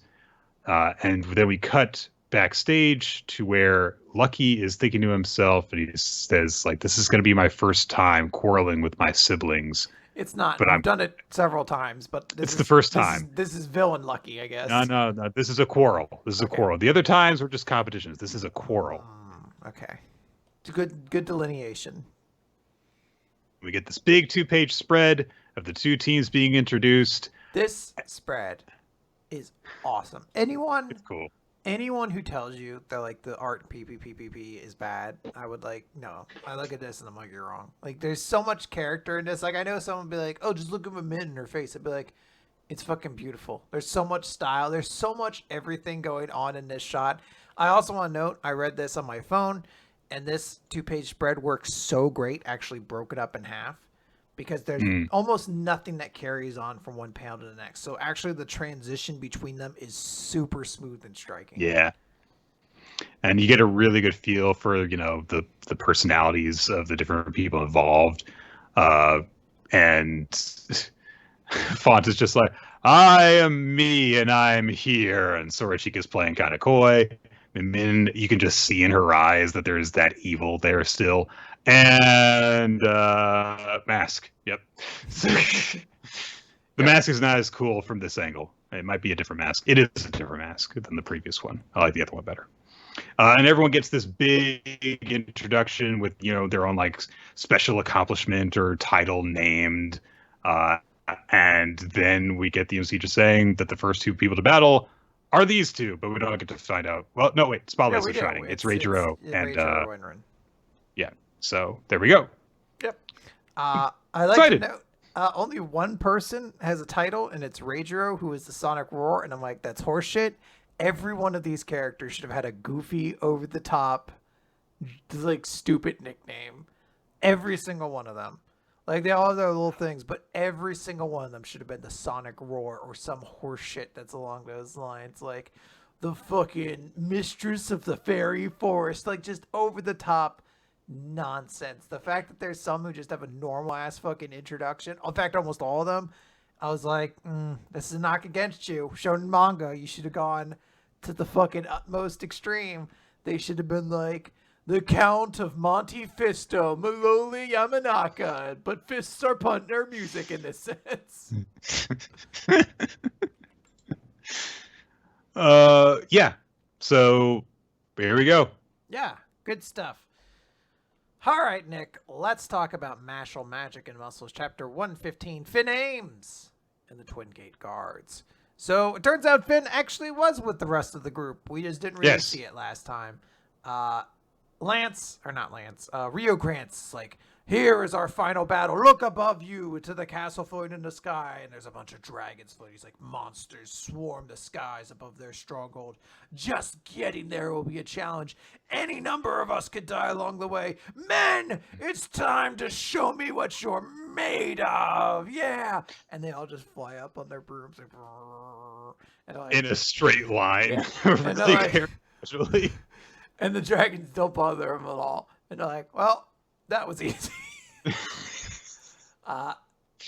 Dot goes to be like, well, that was super easy. Let's just walk straight in, and jams his foot, like supremely jams it on a fucking invisible barrier. Like, it looks like it almost erases his toes. So if it didn't, that seems monumentally painful how much his toes had to, they basically sent them like fucking L's. Like, yeah, there's a way to, like, there's no way around this barrier. And Ryu goes, curses, now we can't get inside. If only we had someone whose magic could very specifically switch people's places with their own. And Lance is like, doesn't your magic specifically change people's places with others to Finn? So Finn is very nervous. He's like, you want me to go out there and like secure a route from the inside on my own? Me all by myself? They're like, yeah, look, this is really hard. And Finn's just like, no. And Ryu's just like, how convenient that this goblin was taking a walk so you could swap with him.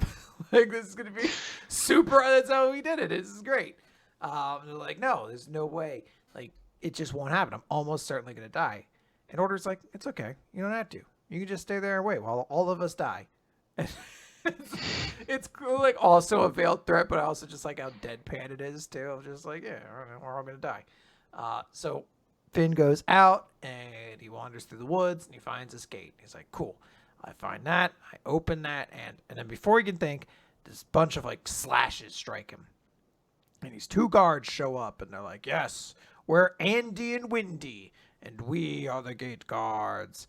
And Finn like looks at them and he's like, oh, they're like, oh, you're gonna fight back? And he's like, nope, I give up. Please don't kill me. Goodbye. He jumps off the ground and does like a triple axel, then somersaults back down into a groveling pose. Yeah. And the guards are like, wow, he surrendered to us so easily. Like, I would never want to kill a weenie like this. Like, and he's literally scooting backwards, bowing. Like I don't know how he's doing it, but he's zooping backwards while staying in a bowing position. He's like, sorry to bother you, goodbye. And it just cuts to Finn, basically like cowardly walking back. And he's like, phew, well, anyway, I'm glad that that sucks that happened, but, you know, sorry to disappoint everybody, but I could never beat those guys. It just wouldn't have worked. And, you know, it should be fine. You know, I'll just tell them there's no other entrance. Yeah, that's all I'll do. And it, you know, cuts to Ryu just being like, I know this is a lot to ask of you, but only you could save the world. He's like, yeah, you know, the world's all good and well, but it won't matter to me if I'm dead.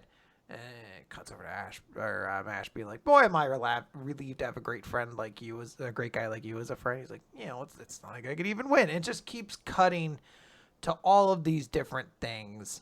And he even thinks, like, maybe if I cry and apologize, you know, maybe if I give them something. Oh, I don't have any candy. He's reaching in my pocket and he drops something. He picks it up. And it's a picture of him and Mash and all the other, like, regular characters when they went out to that festival. And it's him thinking, like, oh, I really had fun. I never had gone out with friends before. Let's go back sometime. And he just starts gritting his teeth as he thinks back to all those good moments together. And he's like, what am I doing? What in the world do I think I'm doing? And he runs back. Andy and Wendy are still there. They're playing tic-tac-toe. This is a tangent. I'm sorry. There's a TikTok account, and it's this robot. They make draw things. And I don't know why. This is maybe the funniest robot in the world. They teach it to play tic-tac-toe. So the human will go first, and it'll draw its X, and the robot will be like, and it'll always get to the point where the human definitely has like a tic-tac-toe because the robot sees like, I'm not gonna be able to block this. And the robot always finds a way to make itself win. So one time it goes off the board to do a diagonal of its own things. But my favorite was one time, like X's was about to win, so it just drew in the third X and crossed up. Was like, if you do it with that much confidence, I would let you win the game. Like if you just came in like, burr, burr, burr, I win. It's mine. So yeah, Finn shows up and basically is like, I'm gonna do this even if it kills me. These guys are very, very fast though. They're so fast that Finn can't even really see them, so he can't even use his magic on them. They're like, yes, even the human field of vision is at best 100 degrees, and even that's only for a brief time. We'll instantly be in your blind spot. There's no way to dodge what you can't see. And Finn's just like, oh, just come at me. And they're like, we got you. And then they slam into each other. And they're like, what? How did he do it? And they look and they see Finn is holding like a shard of a mirror in his hand. They're like, wait, he used a stone and broke off a fragment of my head blade to use it as a mirror to cover his blind spot. Finn just says, sometimes what you have to overcome is the belief that you can't do it, but I will with my fist. And he has seemingly defeated these two characters. Yeah, good for Finn. Yeah. He did a thing. It's very much like a cool little Usopp moment of like, I can't be this cowardly. I can't. Like, it's great. I love him. Yeah. And there was some nice jokes along the way, too. Yeah. So. All right. Let's do the Elusive Samurai, Chapter 70, Naming 1335. We get a special color page on this one. Tokiyuki and Ayako are going diving. Very, very colorful and pretty. And what is very obviously Koro-sensei is at the bottom of this body of water that they're in, because this is commemorating the 10-year anniversary of Assassination Classroom. So, yeah. The battle with Kokushi Kiyohara is over, and Hoshina's forces come riding back to their troop carrying his head. Because, yeah, they did fucking cut it off last chapter. Immediately, like, a bunch of the remains of the Kokushi's forces just run away. We do specifically see them freeing the slaves that were in the siege engine. Yay, that's good. And then they just fucking set it on fire. So Ichikawa's forces are in shambles. Sadamuni's army has been routed. And at this point, Yorishige announces to the army, okay, we've pursued them far enough, which people are expressing doubt. They're like, well, shouldn't we finish this? But Yorishige says if we keep on applying pressure and pursuing after them, they're going to switch to a defensive motion, and it's going to be very, very difficult for us to actually kill them. So there's no point in us pursuing this. We've completed our objectives. And they give everyone, it erupts in this big cheer, happy times. It's time for a celebration. We cut to a few different sequences where different characters are celebrating in their own way. Kojiro is celebrating with the soldiers that he bonded with before, continuing the callbacks with them. I hope that sword that is held at his face is not sharp, because it's bad. Hoshina and God, I can't remember this lieutenant's name. They're celebrating with Tokiyuki and like parading around with him while they're both clearly drunk. But we get narration saying, it's like, oh yeah, it was a big celebration. Everyone was reveling in their victory, but the following morning, everyone was sober and they were worried once again because they got their revenge. But now they've killed the Imperial Court's Kokushi, which is an open rebellion against the Emperor. So armies from all over are going to come and suppress them. They're wondering if they're going to be killed. We cut to where Sadamuni is, and he is spying on the enemy forces. He's like, look, I have to figure out what's going on here, because the Suwa army is moving in a very strange way. They're not pursuing us. They're not dispersing. They're just drifting to the south. And it seems like there's a secret purpose to this battle. And sure enough, Yorishige leans over to Tokiyuki and says, it's time to reveal your identity. Soldiers from Shinano have rallied to me, but your name is crucial for attracting support from elsewhere. So he rides up onto a hill, light shining behind him, or possibly from him, and he says, "We've defeated Sadamune, thus ending the battle under my leadership." And everyone's still depressed. They're like, "We won one battle, but this is still really bad." But Yorishige announces that their commander is going to change now. And he introduces Chojumaru, and he says, "Look, for 2 years, he has been toiling for the people of Shinano. He killed Shokan 2 days ago. Yesterday, he helped us in slaying the Kakushi. And now this esteemed personage, all right, why do you talk like that? Will now declare himself to both friend and foe."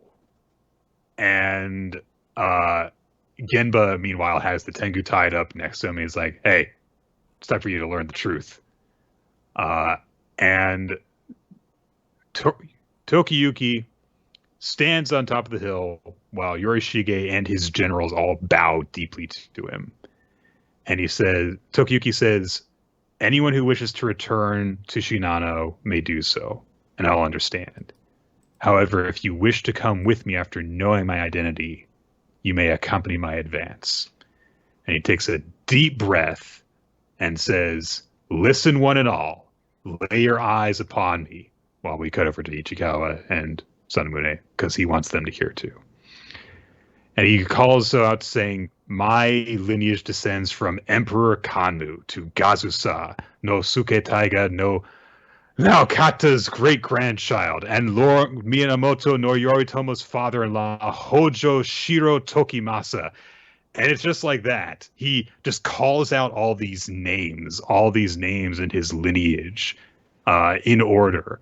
And as he gets into it, people get more and more and more shocked. Like, oh, okay, so he's part of the Hojo lineage, but well, surely he must be like part of a branch family because there were so many descendants that Tokimasa had.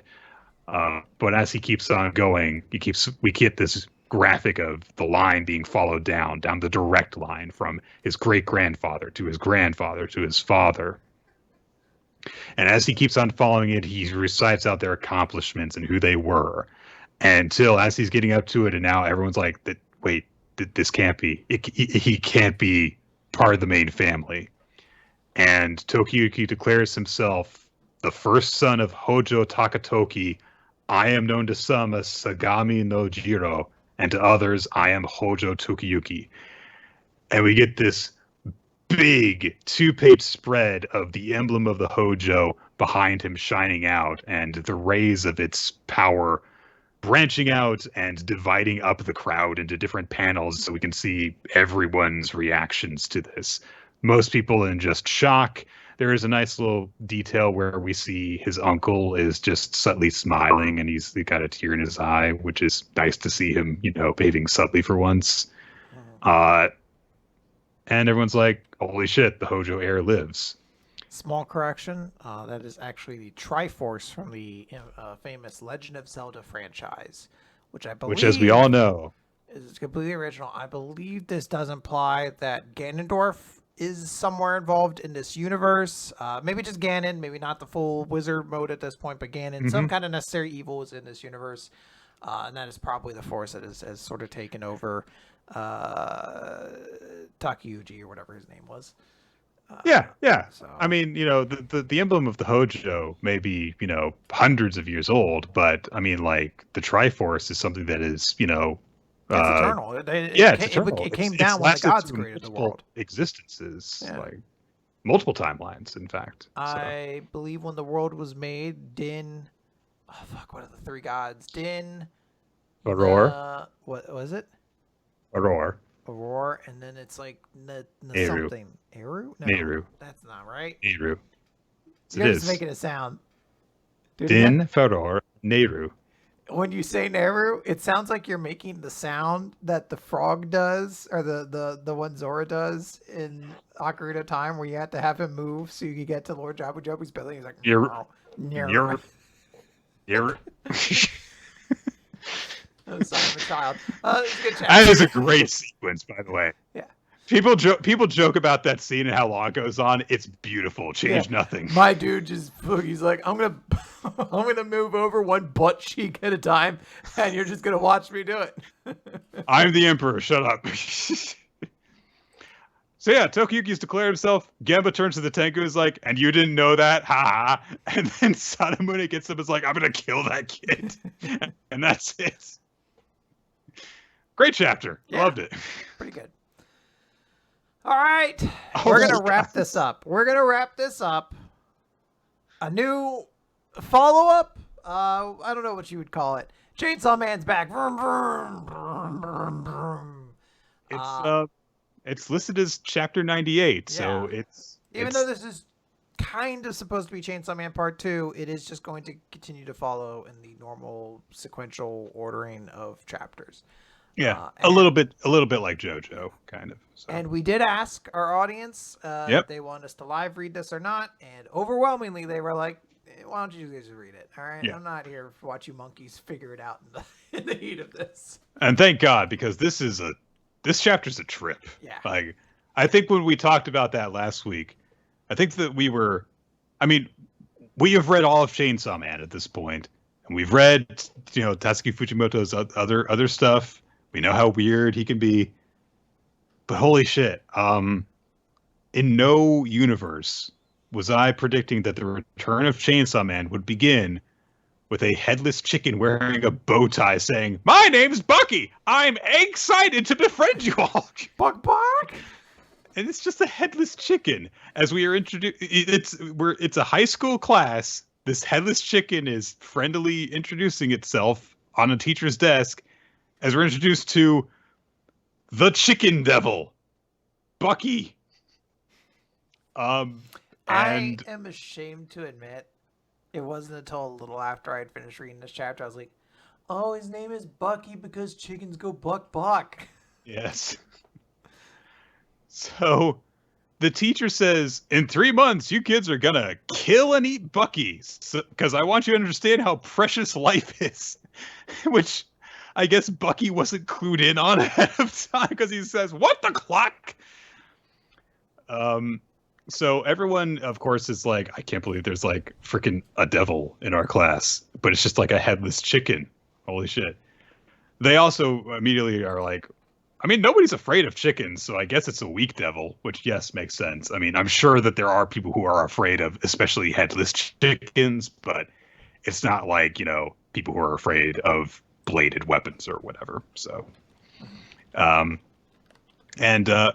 Bucky is terrified by this because he says, I don't want to get eaten. If you eat me, I'll die. Which it did occur to me, like, so is it just when Chainsaw Man eats devils that they vanish forever? Or is he just talking about him dying in this one instance? This one iteration? Say it again? Is it just like when Power died, basically? Like, she'll be reborn eventually. Yeah. Because he's being eaten. It's only when Chainsaw Man eats them. That's what I thought. Yeah, because Chainsaw Man had the ability to erase devils, essentially. Right. Everyone else, when they just die, they go back to hell and reform. What is this class? Like, how did this teacher do this? It's just like, yeah, I just got a devil for us to kill and eat. Well, as we find out, this is a very extra normal class. Like, super normal. Yeah. Super normal. We are introduced to our main character of the chapter, who is this morose-looking girl who just wants everyone to drop dead because they're frustrating, and she is a teenager. I forget her name at this moment because her name isn't spoken just yet. But she goes outside and is just like, complaining about like everyone being annoying and having to deal with this weird like chicken devil in her class. The class president comes outside and spends time with her, eats her lunch with her. They talk about a bunch of the merchandising that's going on with the Chainsaw Man, which of course we knew as established at the end of part 1. The Chainsaw Man is like a superhero celebrity now. But the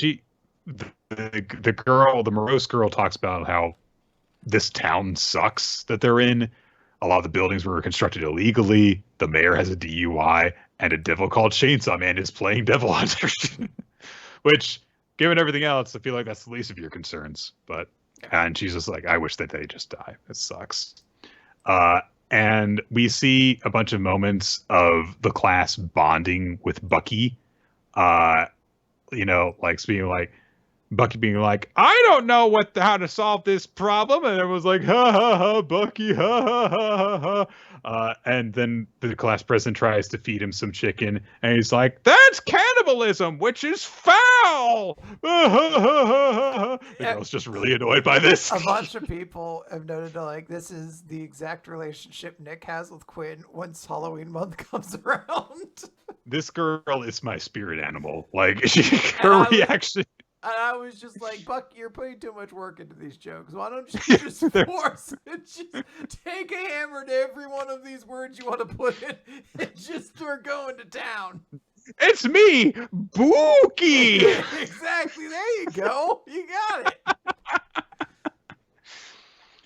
it. And as this is happening, you can also see that people are getting much, much more affectionate with Bucky. There are a lot more instances of the class president holding him in her arms and stuff.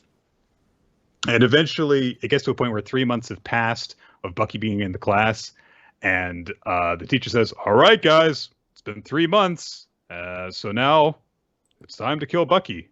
So any of you who have Devil Hunter aspirations, why don't you step forward and, kill him, okay? And Bucky looks all sad. And our morose girl is just looking on in satisfaction as she's like, finally. The class president stands up, which makes her, she's like, wait, what the fuck?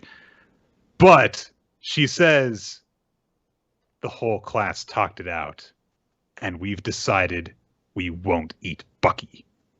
We eat living things. We can't deny that. But Bucky isn't a chicken or a devil to us anymore. Bucky is our friend. And Morose Girl's like, what the fuck is going on? What is this? You better eat that goddamn chicken. And the teacher says, that's just what I wanted to hear. Bucky is pardoned and will continue to live as a member of the class. And Bucky's like, Baka! And everyone's celebrating and happy. Oh, as your teacher, I didn't want you to take life lightly. Not even in devils. I'm so proud of you kids for learning this lesson. Forget math class. Let's go outside and play soccer.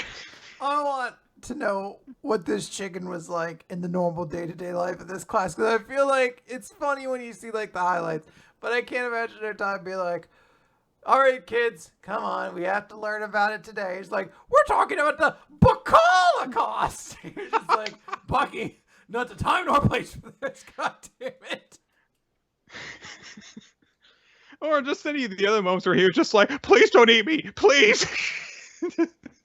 As panic is setting in.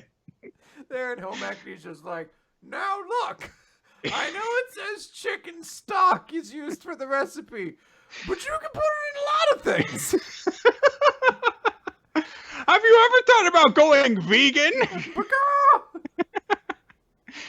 So everyone goes outside and plays soccer. Talking about the economy and how the world's falling apart, and just like, well, that explains a lot of things. This is all the kid in the classroom crying, like, we have no future. and then of course, just outside the window, future rules. The future's perfect. That's the great stinger in the background. Future rules. Fuck, man, I want the future devil to show up again. Tries to bond with the shy kids in class. Come on, guys, you gotta come out of your eggshells. I can't fucking wait to eat you, Bucky. Fuck you. The other class, they go to their other friend in the same in a different homeroom, and they're like, "What devil did you guys get?" Future devil. We're killing him. He's dying at the end of the year. Bethany. I don't give a shit I don't give a shit that we won't live to see tomorrow. Fuck that guy. Bethany's about to have her period in 5, 4, 3, 2. The future rules. And we're like, oh, I hate you, future devil. I hate you so goddamn much. Jonathan, your favorite show's about to get canceled. The future rules. Like, goddamn. Oh. What? Stranger Things, but it made so much money. Your favorite. It's on Netflix. Nothing is safe. Your favorite celebrity is gonna endorse NFTs. Like, God, no! God damn you, no!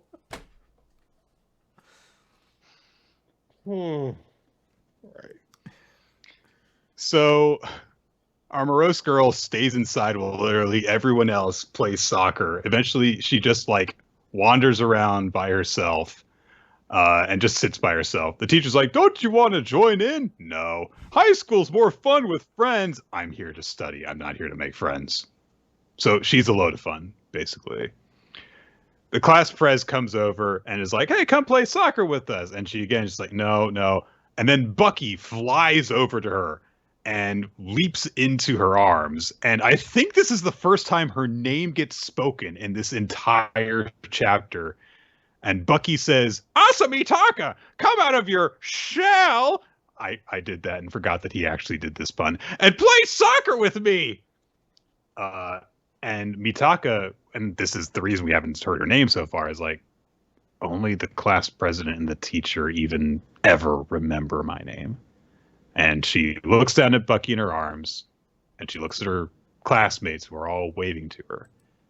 And she thinks about the different things that she's seen before that disgusted her before, and she reflects on them as like, oh, I was jealous of them because they were friends and could get along and stuff. So she runs over to join her classmates, and she trips and falls while still carrying Bucky in her arms and crushes Bucky and kills him. Now, Bucky was made of paper mache, because I understand that fall could be very, very dangerous. My dude explodes, like fucking explodes, like guts shoots out, and I'm like, Yeah, from a fall, his like... intestines are on her. Yeah. So Bucky was very, very fragile, and his little bow is like is falling down and stuff, and everyone's just like staring at his bleeding corpse. Everyone is in shock and starts crying. Some children collapse to their knees, throw themselves on the ground. Mitaka is just unable to cope with this, and she throws up while fainting, which is certainly a reaction. And she thinks to herself something very bad, like, "Oh, if a student had to die, they would all want me to die, basically." So they make a little grave for Bucky, leave way too many flowers for this chicken. It's a lot. Mitaka goes to school, and when she comes in, all of her classmates are staring at her. So Mitaka, goes back home, and she's just like, "I just want to die. This is horrible." And then there's a knock at her door. And so she gets up and answers it, and we immediately cut to a scene of her following the teacher and the class president to visit Bucky's grave. And immediately, alarm bells, of course, went off in my brain, because it's like, don't follow just two people in the middle of the night anywhere. Don't do that. Including one of them being unless they're literally your best friends. Is very suspicious. He's very weird. So they're like, "Yeah, we're gonna go and visit Bucky's grave, and I'm sure that Bucky will forgive us in heaven if the three of us apologize together." So they're acting like it's gonna be this thing to like help set her consciousness at rest, when really, like, that's not the only thing that needs to be solved anyway. And the impetus for what happens next is very weird, but it just goes to show how holding on to, the very, very thin veneer of niceness that they had was Mitaka doesn't cross the street with them because the crossing signal is red. And everyone's like, I mean, it's night, there's no cars, but their teacher's like, "Oh, yeah, well, yeah. You should always obey traffic signals. Yeah, it's good." And the class president has a reaction, which is to just go, "All right, fuck you, bitch. You always do this. You're such a fucking goody two shoes." And then she says, "Hey, Did you know that Mr. Taka apologized for Bucky's death to the whole class on your behalf? Did you know he's the one who told me to befriend you? And her body starts to swell up and shift around. Did you, Mr. Tanaka, likes you, even though he's having sex with me? So, all right, I did not need to know that, but I'm glad that I do know it because of the horrible things that are about to happen to both of you. So she turns into a fucking giant-ass demon with multiple heads, and is seemingly made entirely of intestines, it looks like. And she says, I made a contract with the Justice Devil to find out how to reach my happy ending with Mr. Tanaka. And I just need you to die. Which I guess is a version of justice, sure. Sure. So she immediately leaps back across the street, tries to kill Mitaka. She's crumbling the gravel around her, and she says, I gotta kill you. Nothing I try works because you're alive. And you know what the Justice Devil said to me? Trip her. She'll fall and crush Bucky. Which I don't know how she managed that, given the angles. Like, she tripped her from like 4 feet away before she fell down and crushed Bucky. And how so no impressive, one would have noticed that? Like, no one would have been like, hey, did you just trip her? She killed Bucky, dude. Like, that's crazy. What the fuck? Yeah. No, we all saw it. What the hell? Dude, you're going to jail. Yeah. So Mitaka, is knocked off of her feet by the floor crumbling around her. She swipes at her with a giant claw, and as she's about to die, Mitaka thinks to herself, at that moment I felt oddly relieved. Oh, I wasn't responsible for Bucky's death. Oh, the class president was jealous of me too. Oh, it must be like that for everyone. Everyone's jealous of somebody. If I'd known, I could have had a better life. Maybe I could have had friends, or even a boyfriend. I wish I'd tried living just a little more selfishly. She's thinking all this as literally we see her face get clawed and split open, and she falls to the ground, and like her brain matter and eyes fall out of her face. But her eyes are still connected to her brain. And in the brief moment before she just completely dies, one of her eyes looks up and sees a pair of eyes above the traffic light that she obeyed before, looking down at her. And the eyes are connected to a weird furry thing that says, if you want to live, your body will be mine. And she has just enough of a moment to think, ooh, and then her body lurches back up off the ground, fully intact. And the class president is like, wait, didn't I just fucking kill you? Mitaka says Tanaka spinal cord sword and rips the teacher's head out of his body, trailing his spinal cord beyond his neck. And he's still alive and in agonizing pain as his spinal cord is turned into a fucking sword. Mitaka, who now has facial scars that make her look badass as hell from where her face got split open, says, what the hell am I? My name is War Devil. Die for my warm-up kill. And she has a sword made from her teacher's spinal column. The Justice Devil class president tries to kill her. Her arm gets chopped off immediately. Mitaka catches her hand and declares, hand grenade, and squishes it into a hand grenade made of weird sinew. And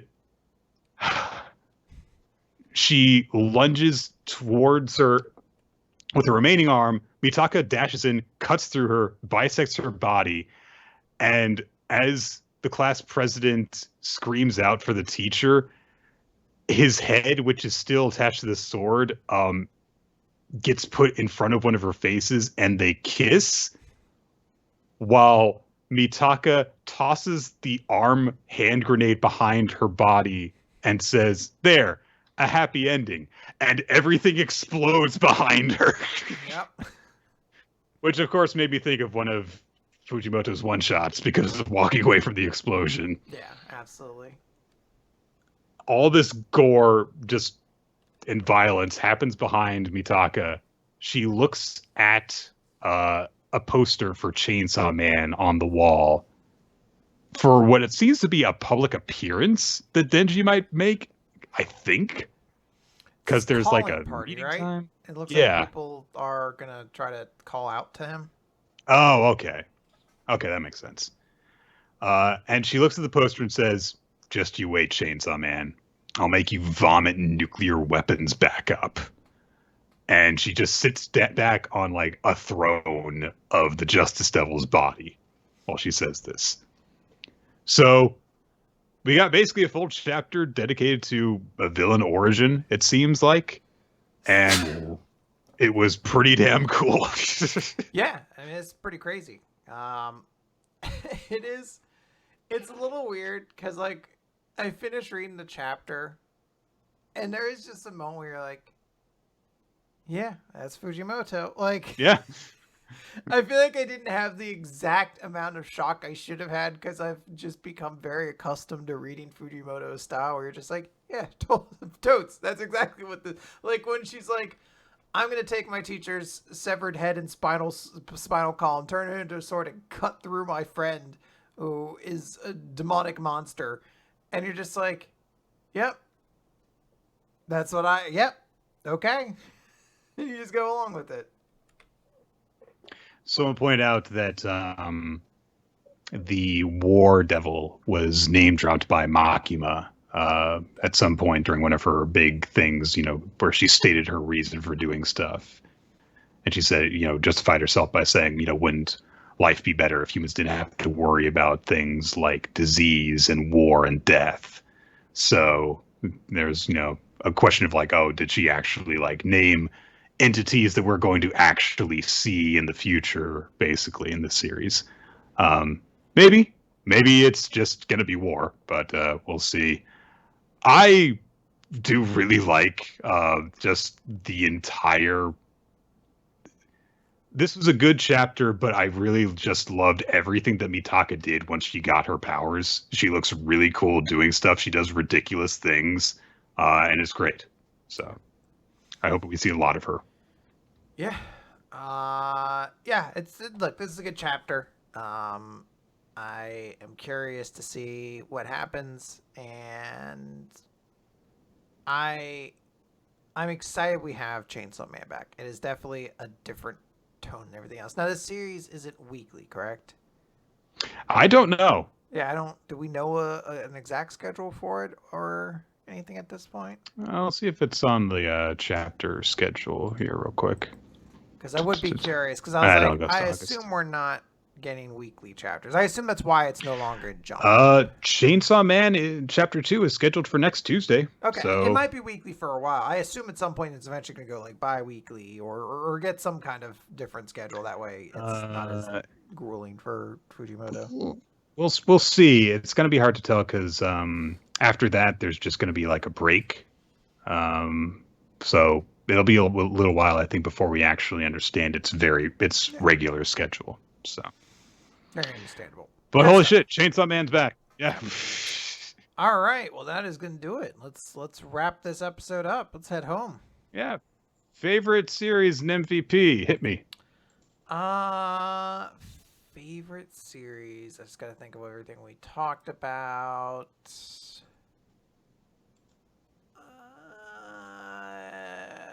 I guess I will give it to Chainsaw Man. There was a lot of really good stuff this week. I want to acknowledge that. Undead Unluck was really good. Kaiju No. 8 was really good. Akane-banashi.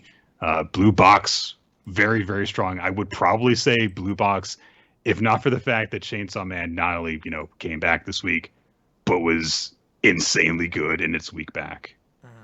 So for that reason, I'm going to say Chainsaw Man as well. Yeah, absolutely.